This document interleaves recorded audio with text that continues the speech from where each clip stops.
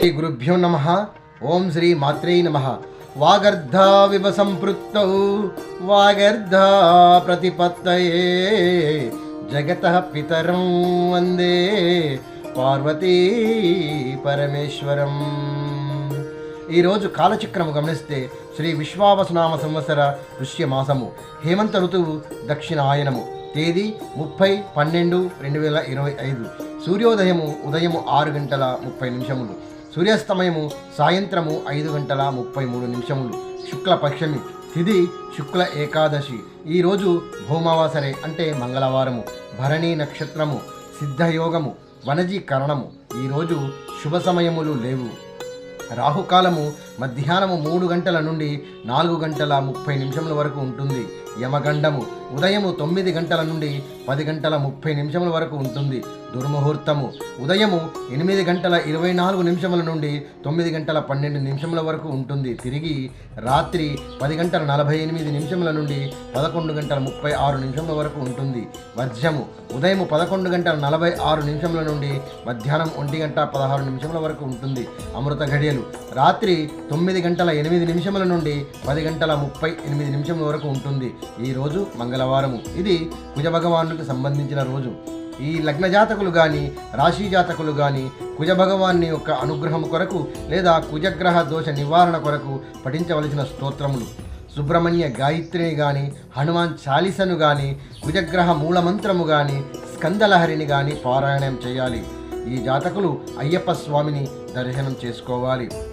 ఈ జాతకులకు కుజమహర్దశలో శని భుక్తి కానీ, శని అంతరదశలో నడుస్తున్న సమయంలో అరణ్యకాండలోని 70వ సర్గను పారాయణం చేయాలి. నైవేద్యముగా నేరేడు పళ్ళు కానీ, నల్ల ద్రాక్షలను కానీ సమర్పించాలి. కుజగ్రహ దోషం ఉన్నవారు సింధూరవర్ణ ఆంజనేయ స్వామికి ఆరాధన చేసుకోవాలి.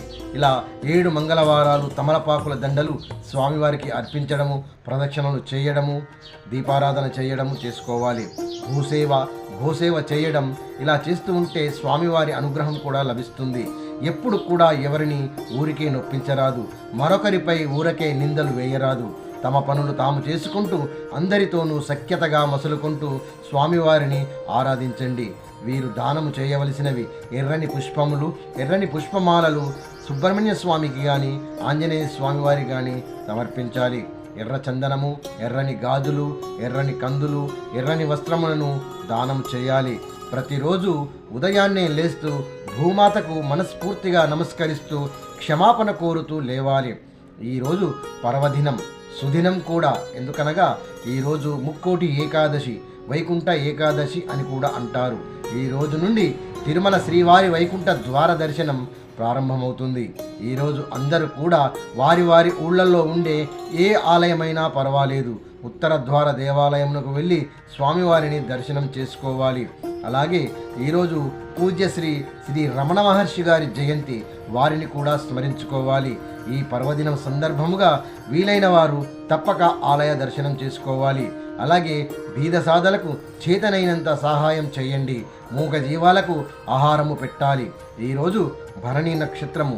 ఈ నక్షత్ర జాతకులు పఠించవలసిన విష్ణు సహస్ర నామములు: 1వ పాదం వారు 5వ నామము, 2వ పాదం వారు 6వ నామము, 3వ పాదం వారు 7వ నామము, 4వ పాదం వారు 8వ నామమును పఠిస్తూ ఆ కమల నయనుని కరుణ పొందుతూ జీవనయానమున ఏ కలతలు దరి రానియకుండా ముందుకు సాగేందుకు అనుకూలపరుచుకోగలరు.